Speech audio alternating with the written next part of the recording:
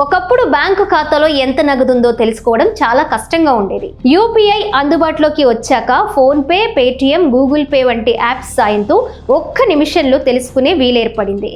Bank శాఖ, ATM కేంద్రానికి వెళ్లే అవసరం తప్పింది. ఇలా చెక్ చేసుకునే విషయంలో ఇప్పటి వరకు ఎలాంటి పరిమితి లేదు. ఇకపై రోజులో 50 సార్లు మాత్రమే బ్యాలెన్స్ తనిఖీ చేసుకునేందుకు అనుమతిస్తారు. అలాగే ఒక మొబైల్ నంబర్కి ఎన్ని బ్యాంకు ఖాతాలు లింక్ అయ్యాయో 25 సార్లకు మించి చూసుకోలేరు. నెట్వర్క్పై భారం తగ్గించడం ద్వారా వినియోగదారులకు మరింత మెరుగైన, అంతరాయం లేని సేవలు అందించడమే లక్ష్యంగా బ్యాంకులు, యూపీఐ సేవల సంస్థలకు ఎన్పీసీఐ ఈ ఆదేశాలు జారీ చేసింది. ఆటో పేమెంట్ లావాదేవీల విషయంలోనూ ఎన్పీసీఐ నిబంధనల్లో మార్పులు చేసింది. సబ్స్క్రిప్షన్లు, యుటిలిటీ బిల్లులు, ఈవీఎంల వంటి ఆటో పేమెంట్లకు రద్దీ లేని సమయంలో మాత్రమే నిర్వహించాలి. ఆటో పేమెంట్ రిక్వెస్ట్ పెట్టే సంస్థలు రద్దీ లేని సమయంలోనే యూపీఐ కలెక్షన్ రిక్వెస్ట్ను షెడ్యూల్ చేయాలి. యూజర్లు చేసే చెల్లింపులకు ఈ నిబంధన వర్తించదు.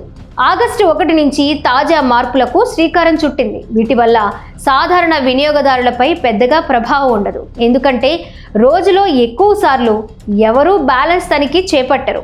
ఒకవేళ ఆ పరిమితికి మించి చేసినప్పుడే అంతరాయాన్ని గుర్తిస్తారు. పేటిఎం, ఫోన్పే, గూగుల్ పే వాడే వారందరికీ ఈ నిబంధనలు వర్తిస్తాయి.